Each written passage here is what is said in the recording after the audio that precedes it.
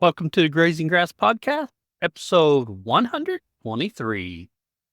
Work under someone who has got experience and knows what they're doing, and just spend as much time as you can learning before you start out on your own. You're listening to the Grazing Grass Podcast, sharing information and stories of grass-based livestock production utilizing regenerative practices. I'm your host, Cal Hardage. You're growing more than grass. You're growing a healthier ecosystem to help your cattle thrive in their environment. You're growing your livelihood by increasing your carrying capacity and reducing your operating costs. You're growing stronger communities and a legacy to last generations. The grazing management decisions you make today impact everything from the soil beneath your feet to the community all around you. That's why the Noble Research Institute created their Essentials of Regenerative Grazing course to teach ranchers like you easy-to-follow techniques to quickly assess your forage production and infrastructure capacity in order to begin grazing more efficiently. Together, they can help you grow not only a healthier operation, but a legacy that lasts. Learn more on their website at noble.org/grazing. It's noble.org/grazing. On today's show, we have Matthew Menke, and Matthew talks about his journey from conventional to regenerative grazing over the last 5 years. It's an excellent conversation. And then for the overgrazing section, we talk about a topic we have not talked about before, and that's apple cider vinegar. You know, I hear a lot about apple cider vinegar in the homestead arena or with ruminants, but not so much with cattle. So today we're talking about it with cattle. So excellent conversation. We do have a bonus segment available for the Grazing Grass Insiders, and that is over custom grazing. However, I'm running a day or two behind on that because we had a little emergency here. Everything's fine. It just kind of threw my schedule off. Not a problem though. But before we talk to Matthew, 10 seconds about my farm.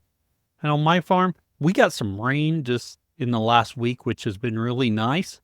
I've been walking over my past paddock moves, and I was getting a little bit concerned that the grass wasn't growing back as quick.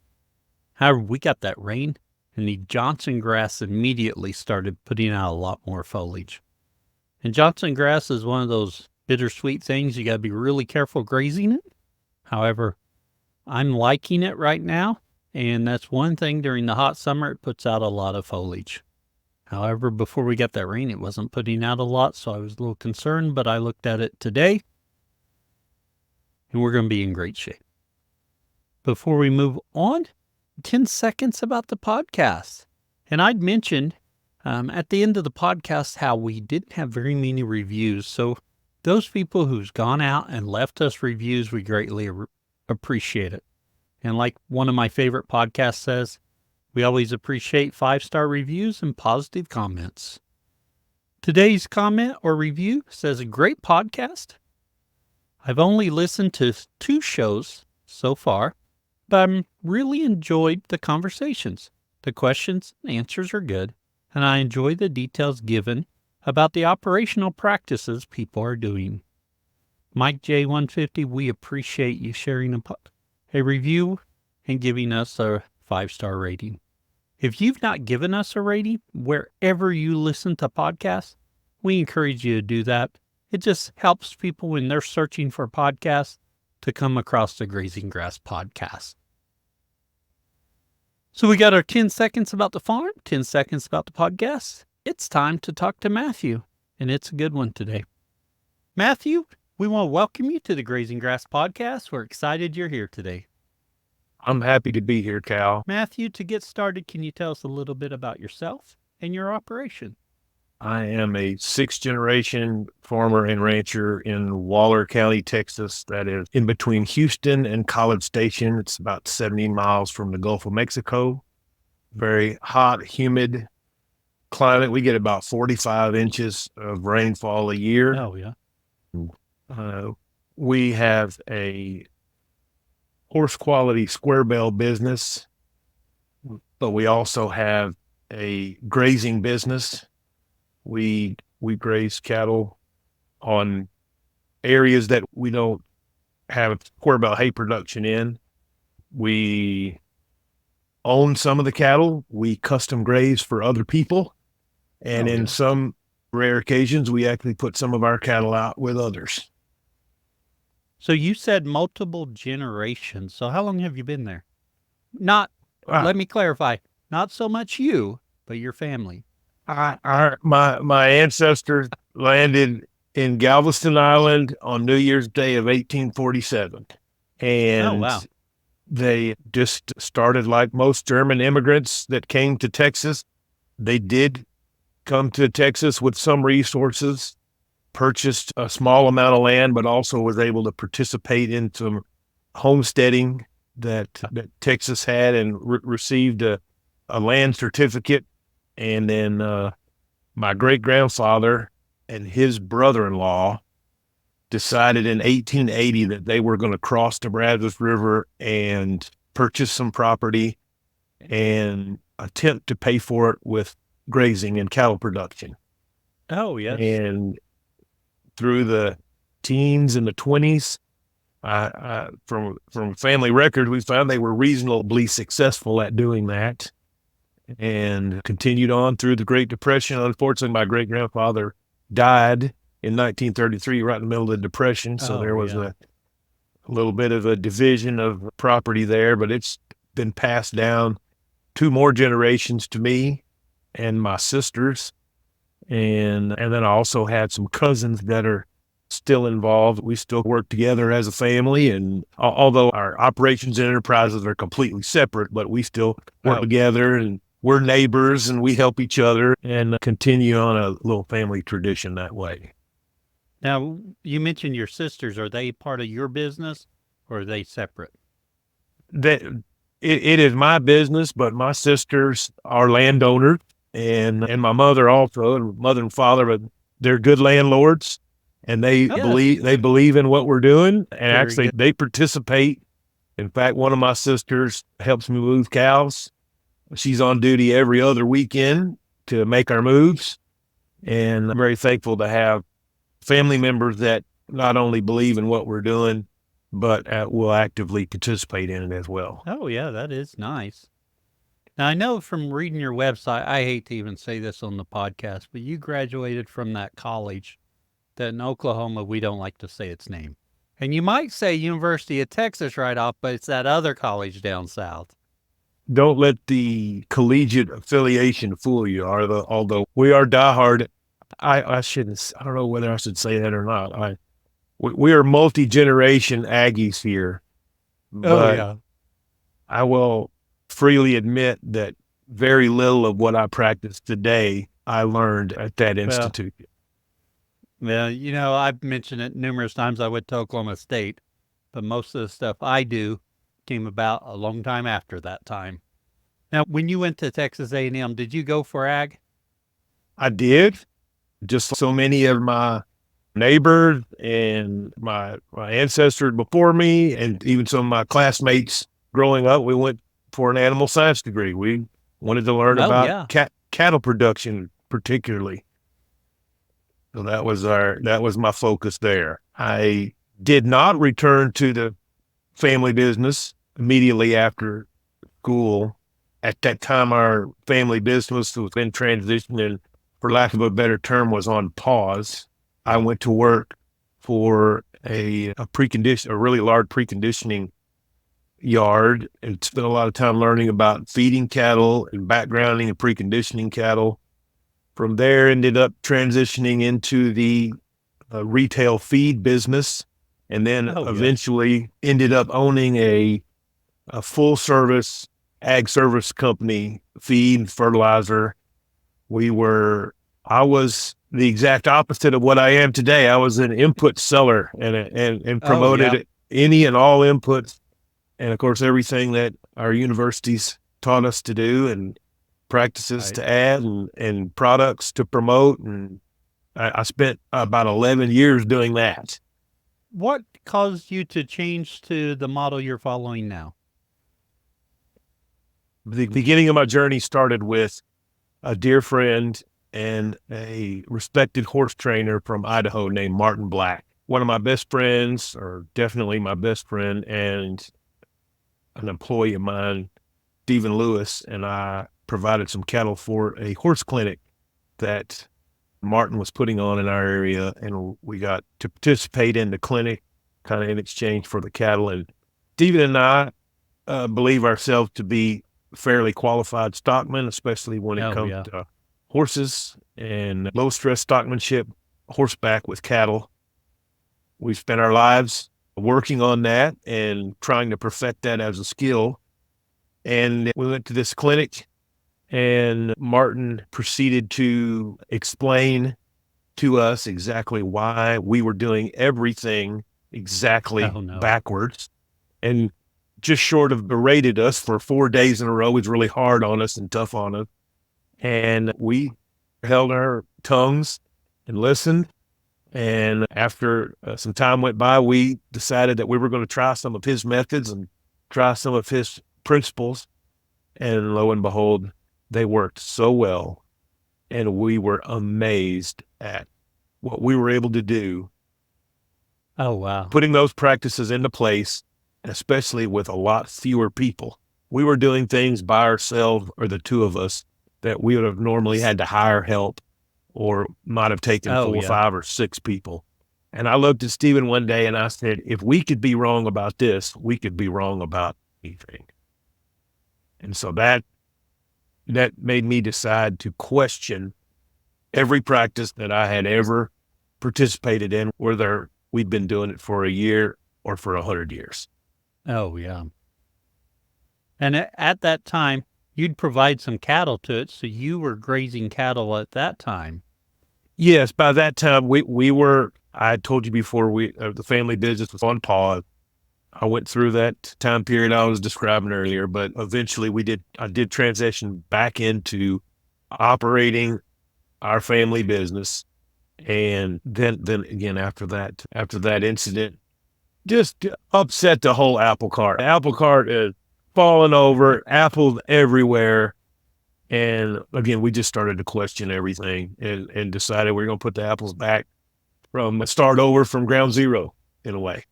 When you started questioning everything, what process did you go? Did you go to some conferences to listen? Did you find some books? YouTube at the time? What was your process to really gain knowledge in these areas and see, is the way we're doing it good? Do we need to change? So there was another person who I met. Martin was very influential just from that questioning side. Oh, yeah. Not to mention that stockmanship is so important in everything we do. I didn't know at the time how important better stockmanship was going to be in grazing. Oh, So yeah. I think it's interesting. That was literally the first part of it. But another gentleman named Bert Teichert, who I met at an event that was completely unrelated to agriculture, but we started talking. We ended up eating lunch and we're visiting. So we had that in common. And I really was fascinated with some of his experiences and some of his means and methods. So I just searched him on YouTube, looked for any talks or lectures that he had. And that it probably originally started as a kind of a YouTube rabbit hole. Oh, So yeah. once you search for Bert Teichert, then you get other suggestions. So then you get Jim Garish, and then you get Alan Williams, then you get Greg Judy, and list goes on and on. And everything that I heard it intrigued me so much. And then I started hearing the commonalities. I started Oh, hearing these yes. things that are, although they're not exactly the same, but you start hearing about these principles that you've got everybody in essence saying the same thing, just in a different way. And I said, man, this is not crazy business. Somebody knows something I don't know, and I want to find it Right. out. So what? So you start researching this more. You've had a couple of relationships that really helped you. What was the first practice you changed on your ranch? The first practice was to practice, and I mean practice, electric fencing. I Oh, mean that yes. in a joking manner. We were definitely practicing. We had never used electric fence. And again, it's ironic. I used to think when I was trying to decide the direction that the grazing business might go, I kept thinking, what would it be like if we could build more cross fencing? And what would it be like if we had more pastures? And of course, that's Oh, yeah. in my mind, that was actually just coming from if I would have put that into place, I would have been grazing completely incorrectly because my idea of what rotational grazing is supposed to be was completely flawed. But still, I kept thinking, wouldn't it be nice if we could have more pasture? But it was always the cost was always stopping me. Like, I Oh, can't yeah. afford this fence. This fence costs too much money. Even if we build it ourselves, we would never be able to Yes. pay for this fencing with the production level that we have. And then when we got into electric fence, and then it opened my eyes and said, this is a lot less expensive. You can do one wire. I can use this one charger, and I can use one charger for 500 acres. Oh, And that was the first practice, just learning that we could use electric fence. And of course, we did everything wrong that you could do, but we oh, learned. yeah. I know when you say that, I think back to when we dairied and we started dabbling with electric fence and moving our dairy cows a little bit. And every time I went out there, I had a few animals out. I didn't understand the principle. For one thing, you got to ground your energizer. We never did. We just hooked it to a fence or didn't really make a conceited effort to make a good ground. We were buying low cost energizers. When we changed that around and really invested in a good energizer, did the grounding system as recommended, totally changed. I went from playing with electric fence to it becoming a tool. Yes, exactly. I couldn't say it better myself. Yeah. I think back to it and I'm always like, why was I such a slow learner? But that's just me. So we'll go with it. Cal, we're all a little guilty of that. So you got electric fence going, you're starting to graze, rotate your cattle or move them a little bit more adaptive. Let's talk a little bit about your cattle and what you're grazing. I know you have your own cows and you do some custom grazing. Let's get into first your own cows and how you manage them and what you have. So I'll give you a quick little preface. The next big change we made was changing our calving season. Oh, actually, that's a great topic we should talk about. Okay, we can do that real quick, and then we can go to the cows. Because really and truly, the kind of cattle you have, the kind of cattle I have, what color they are, what shape they are, it's one of the last things I worry about. As long as they fit your environment, it doesn't really matter what they look like. It doesn't matter. And I'm always guilty because I love to find out what breeds people are running. But really, there's enough difference within a breed that you got to find animals that work for you in your context. And that's the most important part. Yes, sir. So shifting over to that breeding season, that was tremendous. We were winter calvers. We Yes. would calve in December, January, and February. And I probably spent a year resisting changing the calving season. I certainly missed at least one. I'd have to go back and look. I might have missed 2 bull turnouts, the opportunity to change Oh, because yeah. it did make sense, but at the same time, no one in my area does that. It was so contra. Oh, yes. In my area, you either have no calving season, or you leave the bull out year round, obviously. Yeah, out year round. Yeah. Or you are a fall calver, or you're a winter calver. I knew no one who intentionally calved in the true spring. for us. So it was really difficult. And I kept worrying about, if you calve in the spring, that means you breed in the summer. And summers are yeah. brutal here. Oh, And yes. we're talking close to triple digits for 3-4 months, 90s all the time. Last year, we had 72 days of triple digits. Oh, wow. That wasn't an anomaly, but still 72 days of Yeah. triple digits here. And very high humidity. We're 70 miles from the coast. Oh, yeah. To say all that, I was very reluctant.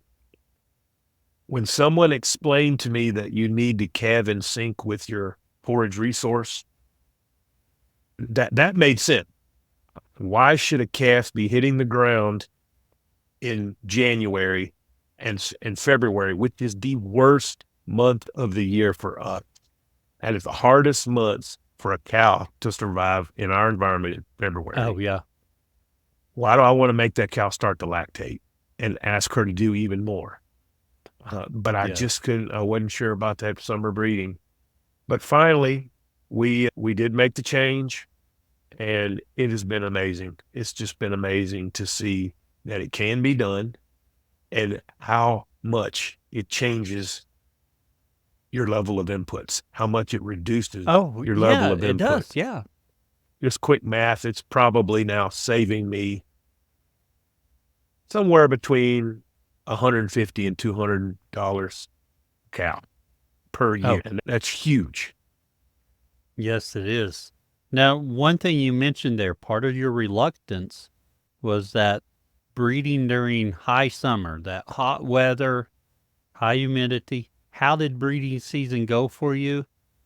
Were you able to just take your cows, change the time you turn out your bulls, and it worked for you? It did not work. And I think mainly it was because of the transition year. If I had to do over again, I would do it differently. There were several of my cows that made the change and rebred and have subsequently rebred every year, stay in the herd. I had some cattle that I purchased in that process that absolutely were not adapted at all and could not handle the heat regardless. And then we have had some success with some of our own replacement heifers that were conceived here, born here, and bred here, and they're doing better. Oh, yes. Yeah. So I guess the answer to the question was there's a little bit of everything. But if you mentioned there that transition year, if you had to do it over, you would do it different. If you had to do that over, how would you do it? I would have either sold the entire cow herd and bought a different one, or I would have done a better job of wintering the cattle the first winter. When you decide to change your breeding season, you delay, or in my case, you delay bull turnout.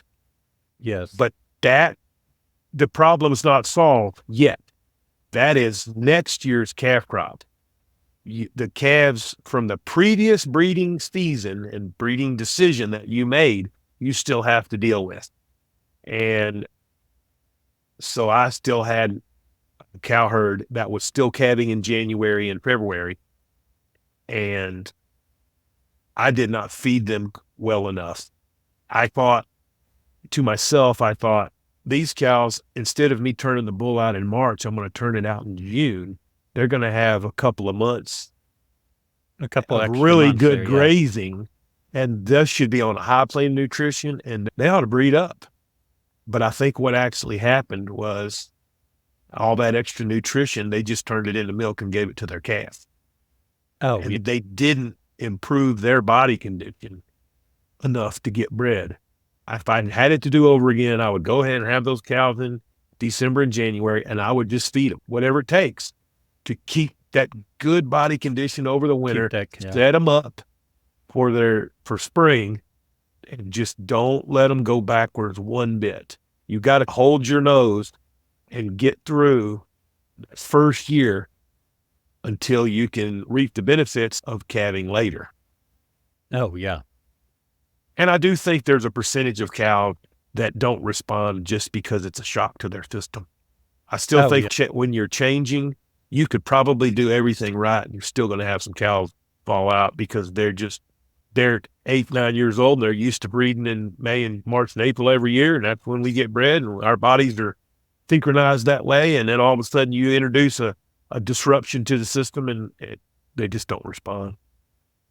Did you have any trouble with bull fertility breeding during the hot summer? No, and we definitely selected heat-tolerant bulls. We made a huge change in our bulls. The cows, we tried to use the cows we had. We had cows that had heat-tolerant genetics at different levels.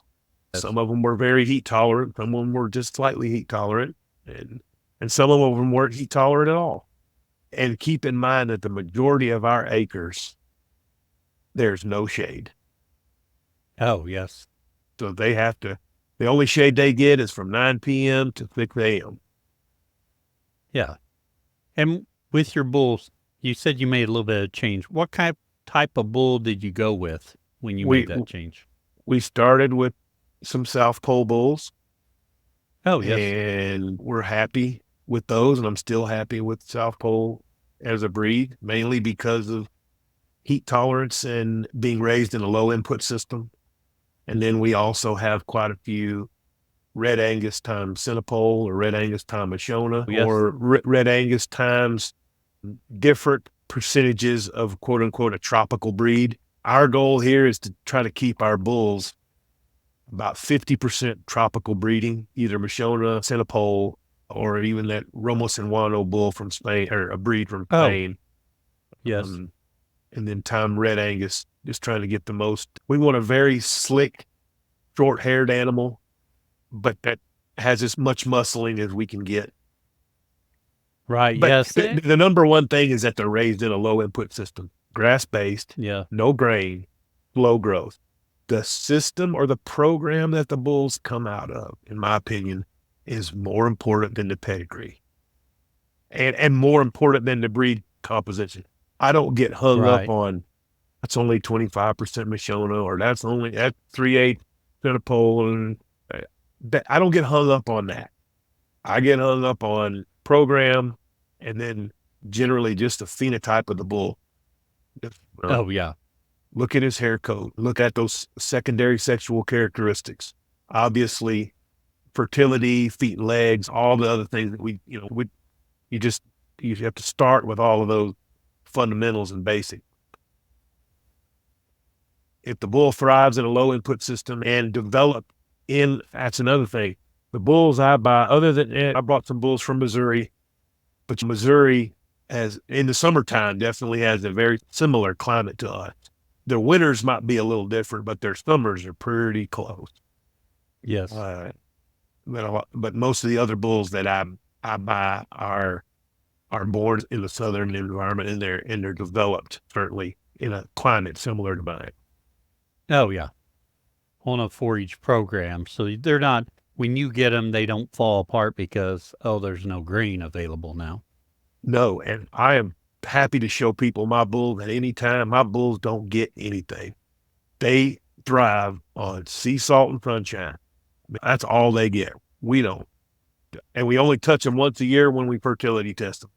And they are in excellent body condition.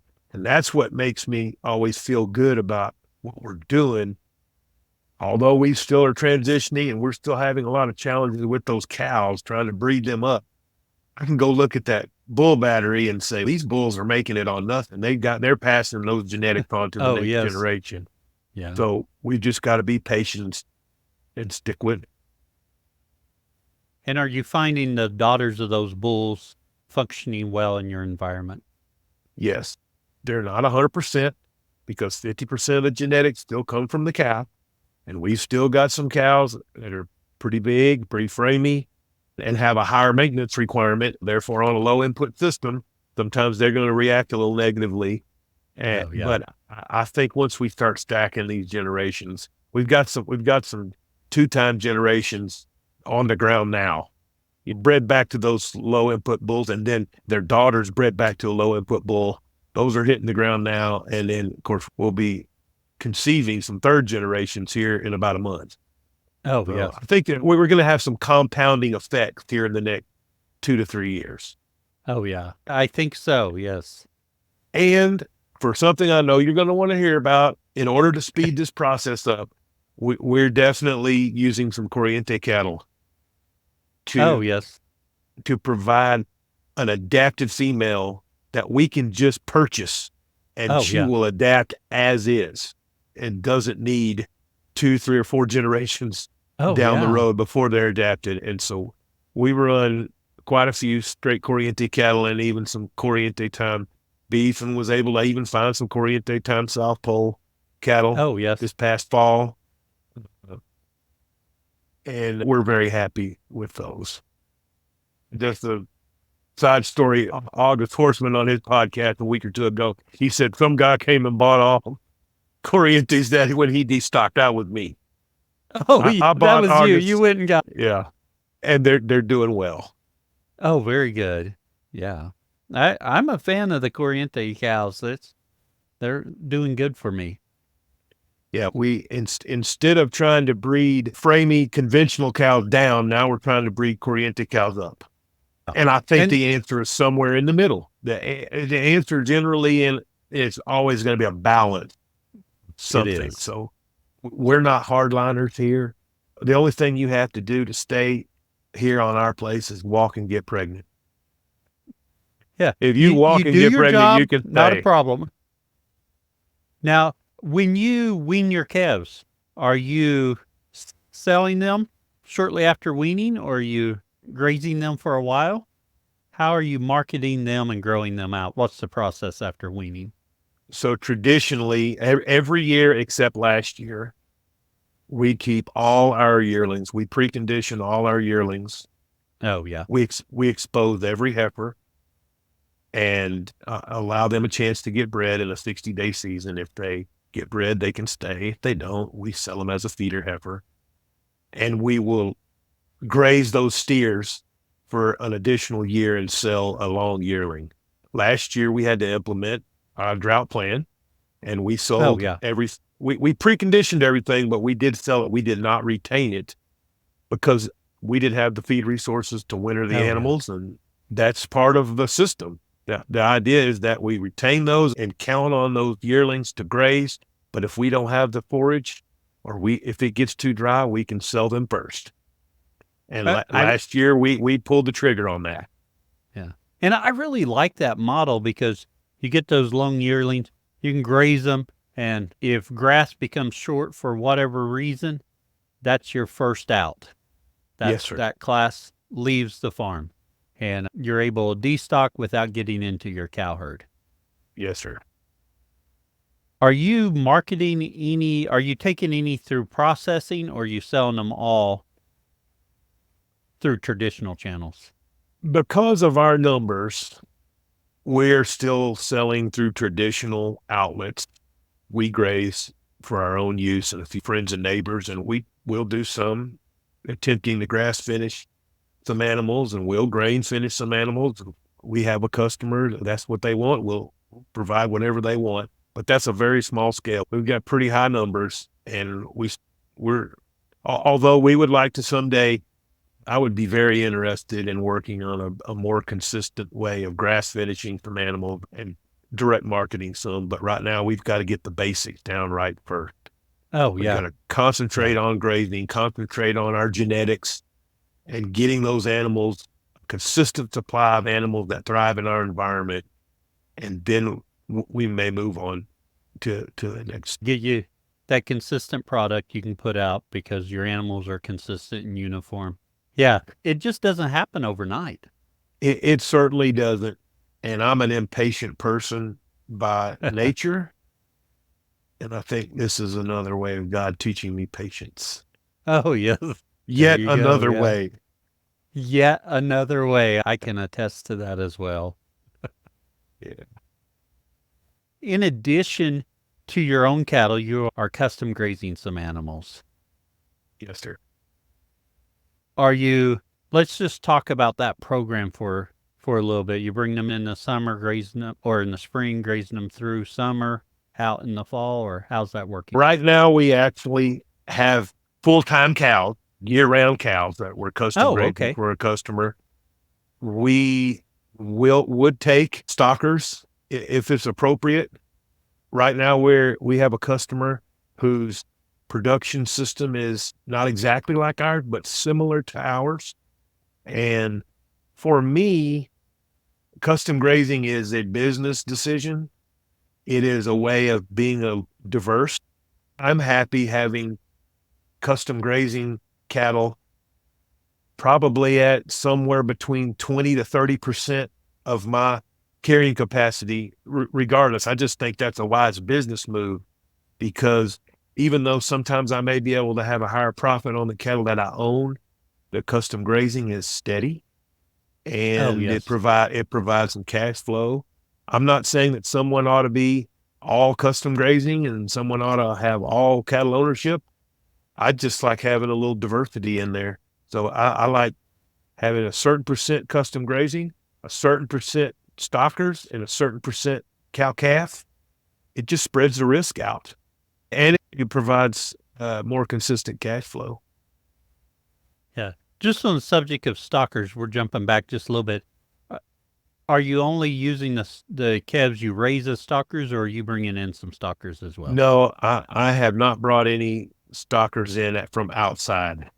Oh, And yeah. I'll also Yeah. make this statement. I am not 100% sure that our environment is really conducive for stocker cattle because of our forage base, because of our temperature. Oh, yeah. Still doing a little bit of research on that, grazing my own animals to see what kind of average daily gains we can really achieve, Right. even with daily moves and maybe even twice a day moves. Um, there's no sense reinventing the wheel, or there's no sense putting so much effort into something that is just not really, I hate to use the word meant to be.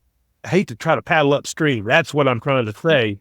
In our area, I think traditionally more stockers would be a cool season, and it'd have to be a cool season annual that was planted, Oh, and okay. the Yeah. cost and inputs are so high. I have not really been able to make that pencil. We Right. in grazing perennial warm season grasses, that cost is very low. But if our gains are low, we may be better off just grazing cows, because Oh, if the forage base meets the cow requirement on a low cost, that just may be where we are. If we're trying to put, we may be trying to put a square peg in a round hole with stockers. The jury's right. still And out on you that. may be. Yeah. Yeah, Yeah. jury's still out on that, but I think that's one of the other reasons why I'm experimenting on my own cattle. Because if I take some outside cattle and I'm getting paid on the gain, and even if we've got a low cost, if we're only gaining 3/4 or a pound a head a day, customer's not going to be happy. I'm not going to be happy. My bank account's not going to be happy. Yeah. Yeah. All excellent points there. And using your own animals, you can see what's possible there with genetics that's made for grasses or for forage only. Yeah, and I do think that as we get better at grazing, we're going to get better gains. Again, that's just still, we've still got to measure that and confirm that, put it that way. Yes. There's usually about 2 weeks every spring. I think I'm a great grazer. And then the fescue all seeds out, and I'm like, oh boy, how do I not slow that down each year? Anyway, off that tangent. Yeah, Hey, I feel for you. but on that subject, what are you grazing? What are your forages there? So we are working on mainly Bahia grass. Okay. There's some Bermuda grass component, and then there are still some warm season perennial native forages. We do have a component. It's not a huge component, but it is there. Yes. And Cal, I'm going to tell you, we graze a lot of weeds. That is a very large component of our warm season forage base, is an annual weed. And that's one of the things the Corrientes have done such a good job at doing. We're getting so much more utilization because of their non-selectivity. Oh, yeah. And I am also convinced that those Corriente cattle are teaching the conventional cattle to eat more weeds. Right, yeah. I said this, it's probably a year ago I said this on the podcast. I'd got the ebook on training cows to eat weeds from On Pasture. Can't think of the lady's name, and I should be able to. I apologize. Anyway, I got that ebook and I read it, and I'm just going to get my cattle to eat thistles more because it's just a problem. And I read the book, I'm getting stuff around, and I go up there and I go move the cows, and I'd put them in an area that had some thistles. And those Corrientes had took off all the flowers on those thistles. Thought, I guess I'm finished training them. I need them to train my other cow. I would encourage you to be consistent and stick with it. And of course, increase your density as much as practical. And that's, ask the animals to eat the weeds. That's what I call it. When I working on the grazing plan and you're looking at what's out there and you're going to determine how big a paddock am I going to make, a lot of that says there's this much grass and there's this much weeds. We're going to ask the cow to eat the weeds, and then we're going to observe, and then we're going to respond accordingly.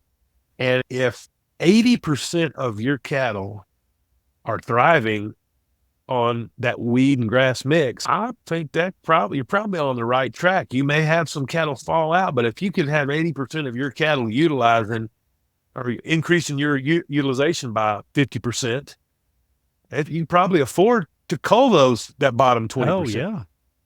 Yeah, I think you're onto something there. Yeah. I look at weeds now as my diversity because a lot of our we're at a monoculture kind of Bahia grass because that's what's been here.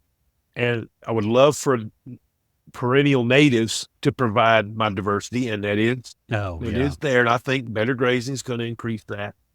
But weeds are my diversity. They're providing different leaf structure, and they're providing different root, and they're affecting the soil biology in a different way. And if my cattle will eat them, or even if they will eat half of them, it's been working. You just have to have the right kind of animal, an animal that's willing to try and willing to eat them. And that's something you mentioned earlier about training your other cows to eat it. Those future generations of your animals are going to have a much more varied diet because those other animals are eating those weeds, and then the other animals are seeing that. They're training the calves to eat that. It's just going to improve as you move forward. I agree. And again, my bulls are treated the same way, and they're passing those genetics on. Oh, yeah. And we're very low input on the cows. We don't deworm. We don't vaccinate the cows. We'll doctor a foot rot and try to catch it early and preventative, and then I'll mark that cow and most likely market that cow pink eye or a foot rot. And I was just observing today, it is June the 5th, and I was out there earlier today doing this rudimentary fly count, and I couldn't find a cow with more than 50 flies. Oh, yes. Very good. And a lot of people say, you need to spray flies. And I'm like, if I sprayed that cow, in a week, she'd have at least that many flies right back on her. I didn't do anything but spend money. If there's only 50 flies on a cow, that's as good as it's going to get. You need to be happy. And I'm sure if you look at your cows, you've got some cows that have super low number of flies, and you've got other cows that the flies just seem to flock to. So yes, I think those ones that want to carry all the flies need to go to someone else's place. Yes, sir. I agree. It just takes it takes the willingness and the discipline to do that. Yes. And that discipline is really tough. But yes, if you have the discipline and willing to do it for the long haul, you can make some difference there. Yes, sir. Well, Matthew, I've really enjoyed the conversation thus far, and we haven't really dove too deep, but it's time for us to transition to our overgrazing section. Okay. The overgrazing section is something we take a little bit deeper dive into what you're doing on your operation. And our overgrazing subject today or topic is not one we've even talked about yet. It's apple cider vinegar. First off, for our listeners who haven't heard about apple cider vinegar, what are we talking about? Apple cider vinegar, raw, unprocessed, and unpasteurized. Those are the keys. It's the apple cider vinegar, quote unquote, with the mother. It is effective for a lot of things. And there are a lot of people, and there's podcasts, and there's books, and there's YouTube, and there's a lot of things you can find out, different ways of different benefits from apple cider vinegar. I can tell you what we use it for and what our experience is. I think that's what would be appropriate for this overgrazing. Yes. I was looking for a product that I could use in the wintertime to increase the utilization of my standing poor quality stockpile. Oh, So okay. our goal is to graze the grass up in the growing season. And we're fortunate that we can continue to graze in November, sometimes even through December. We can still have grass with a little green to it. And it's still technically, quote unquote, alive. But when we get to January and February, we're going to get cold weather. We're going to get a freeze, and we're going to get rain. And that's one of the big things that's different between grazing stockpile in Oklahoma and grazing stockpile at Menke Farm and Ranch is. Oh, yes. Our grass begins to actually deteriorate because generally our winters are wet, and you're going to have, I just call it rotten. Grass rots. Now, we've got dry cows in January and February, so lower maintenance requirement, lower nutrient requirement in general, but we're not feeding hay. We graze 365. My main herd, I have not fed a roll of hay to my main herd in 3 years. Oh, but we do have to supplement something to help them utilize that poor quality forage.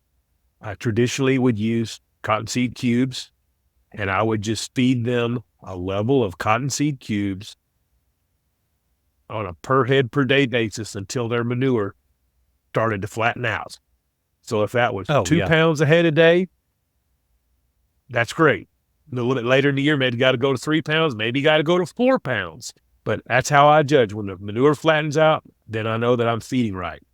In trying to reduce that cost, and then also trying to reduce the labor, because 650 cows in one mob, and you're feeding them 4 pounds a head a day of cottonseed cubes. That's a lot. That's a lot of physical tonnage that you have to get distributed out and get consumed in a consistent manner. Apple cider vinegar definitely will increase the digestive efficiency. That's really what it's doing. It allows the cow to extract more nutrients from the plant than without it. And there are a lot of people that I talked to that said they were able to graze through winter stockpile with a dry cow and so many ounces of apple cider vinegar a head a day, and that's all was really needed. So that was what we tried.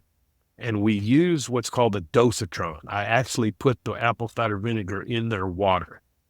Our grazing systems are all on pressurized water.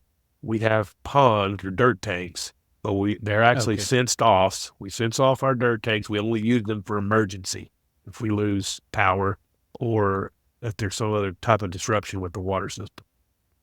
So that means if a cow's going to drink water, we in essence have a way to force feed them the apple cider vinegar. And not only that, we know that the cows are basically going to get it on a consistent basis because every cow drinks water. And in general, they drink water based on their body weight. So in other words, a little 6-weight yearling is going to drink the amount of water for her body, and then therefore get that percentage apple cider vinegar. And 1,000-pound mature cow is going to drink more water and therefore get more apple cider vinegar.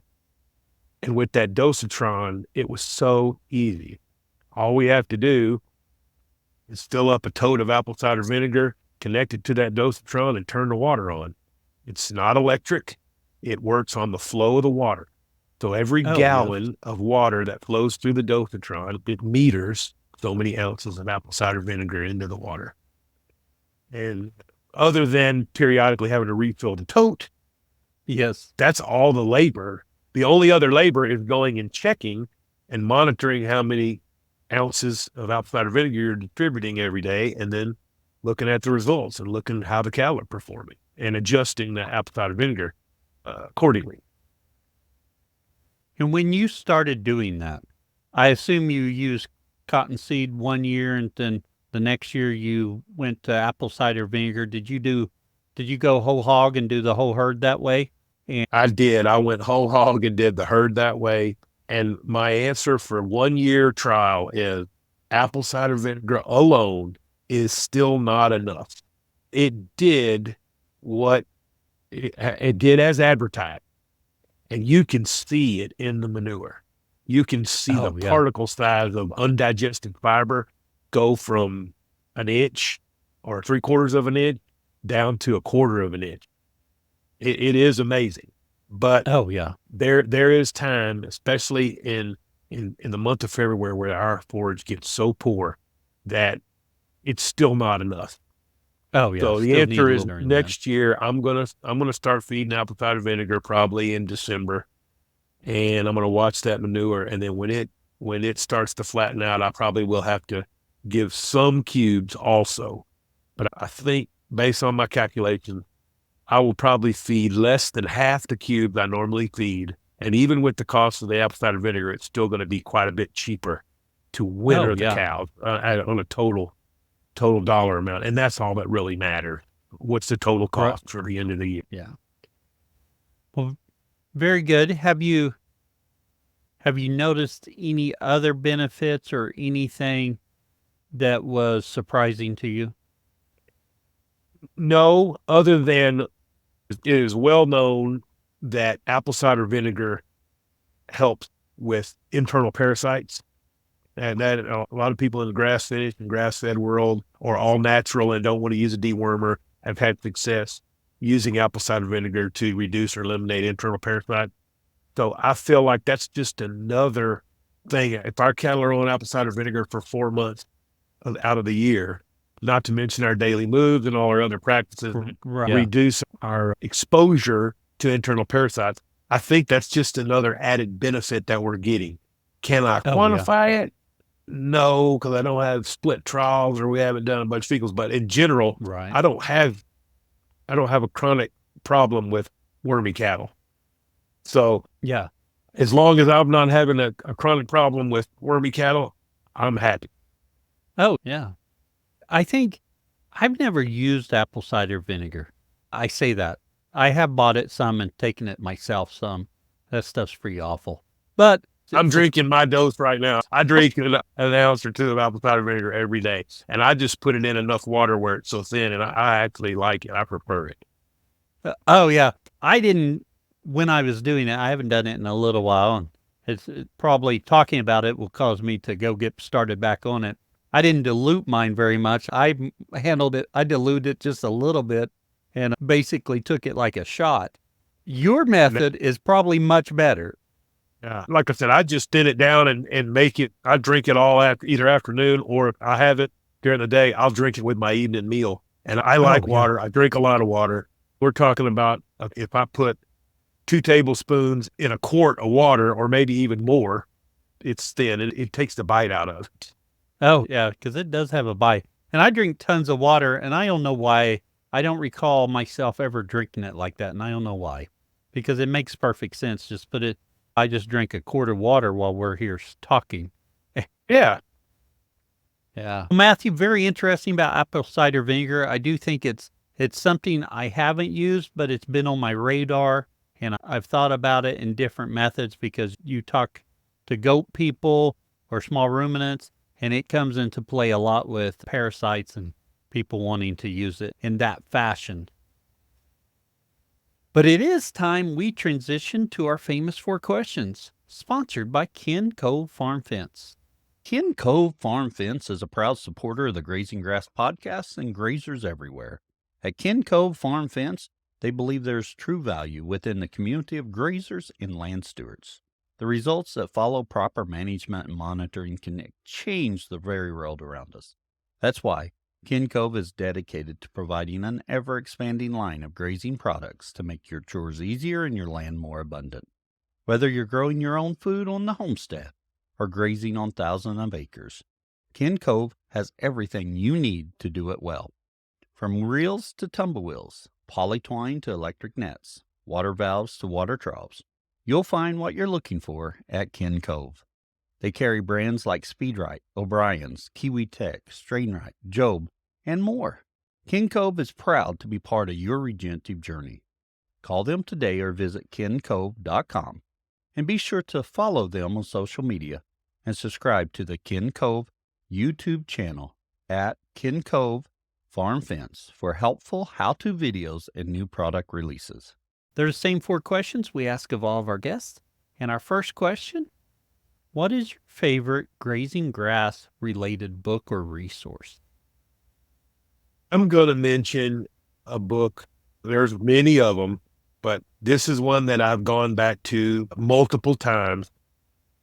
And it can be a bit of a tough read, but I found that the second time I went through it, I got so much more out of it. And that's Man, Cattle, and Felt. Oh, yes. Johann Zietsman, and particularly because he's describing a lot of conditions that I deal with. When in that book, when he's talking about Sauerfeld, that's the range that I deal with. That is large quantities of low quality forage. Oh, yeah. And I would encourage anybody, regardless of what your context is, to read or listen to Man, Cattle, and Felt, and do it more than once. In some areas, it's a little bit tough to digest, but maybe the second time it will go ahead and absorb. Oh, yeah.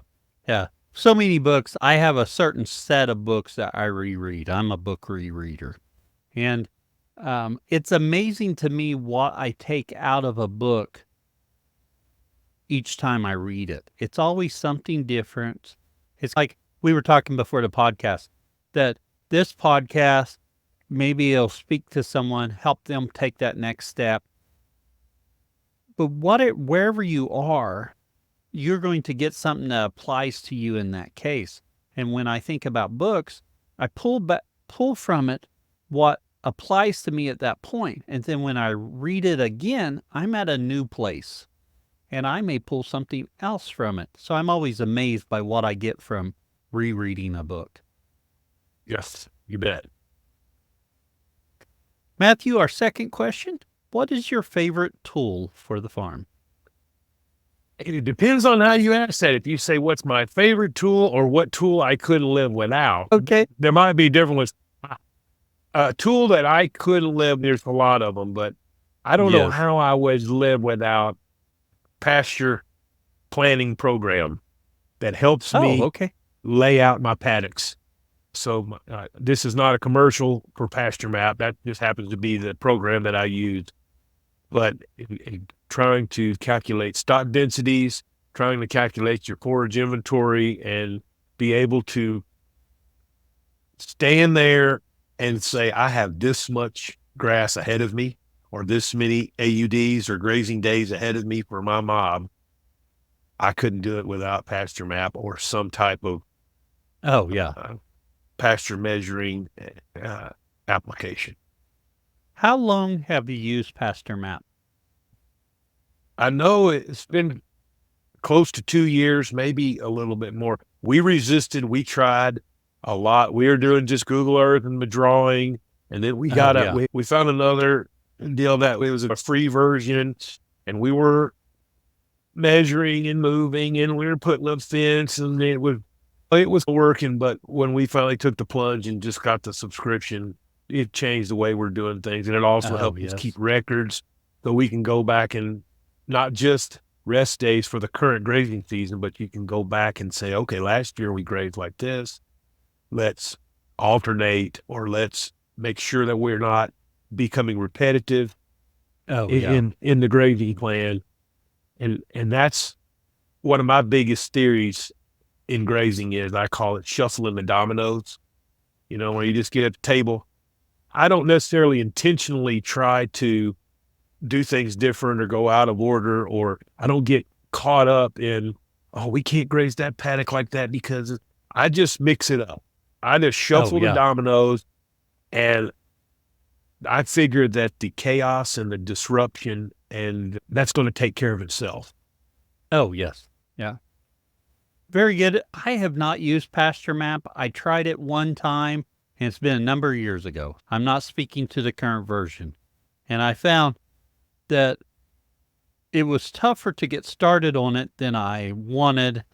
I just put it by Layside. I have thought I've used a couple other apps. I've used Google Sheets, but maybe it's time I revisit Pasture Map.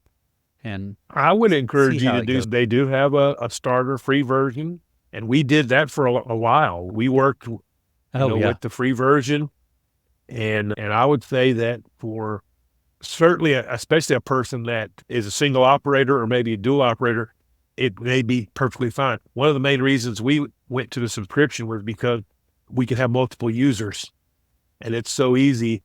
For Yes. example, when my sister's on duty for her weekend, she can see exactly where the cows are, and she knows where they're going to go. And it's simply, most of the time, it's simply about a 2 or 3 sentence text is all we have to send to her for her to know what to do. And she's been completely Oh, yeah. disconnected for 2 weeks, and she can just step right in, move the cows for her weekend. That's worth a lot. Oh, very good. Oh, yeah. Yeah. I can see how it would be. Yeah. I'll So have to the take ability you. to communicate with others is a lot of value. Oh, yeah. Yeah. Our third question, Matthew, what would you tell someone just getting started? I would recommend finding someone who is already successful at what you want to do. And if you can have the ability to work for them for a while, work under someone who has got experience and knows what they're doing, and just spend as much time as you can learning before you start out on your own. And if that's not the case, if you're already in it and you are trying to make a transition, especially if it's with a larger, larger numbers, hire you some consultants to come help you, because it's very rewarding, and it's been an enjoyable experience getting on the other side, but it can be very painful going through the growing pains, Oh, yeah. especially if you don't have any leadership or some guidance. You can make a lot of mistakes really fast. Yes. Excellent advice there. And lastly, Matthew, where can others find out more about you? You can find out about, we do have a website. It has nothing to do, very little to do with the grazing subject that we've been talking about, but you certainly can see a little bit about our other enterprise, and there's a contact us form there. It's menkehay.com. And anyone's welcome to email me, Matthew K. Menke @gmail.com. If anybody has any questions, they're welcome to send me an email, and I'll do my best to respond in a timely manner. Wonderful. Matthew, really appreciate you coming on and sharing with us today. Thank you, Cal. I really hope you enjoyed today's conversation. I know I did. Thank you for listening. And if you found something useful, please share it. Share it on your social media. Tell your friends. Get the word out about the podcast. Helps us grow.